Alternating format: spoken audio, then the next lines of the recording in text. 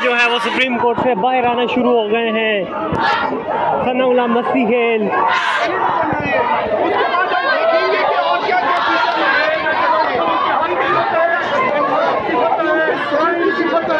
पाकिस्तान के 25 करोड़ अवाम की फतह है, ये इमरान खान के नजरिए की फतह है, ये ला इलाहा इल्लल्लाह की फतह है, ये आता है दो जहां के हुर्मत की जंग लड़ने वाले की फतह है।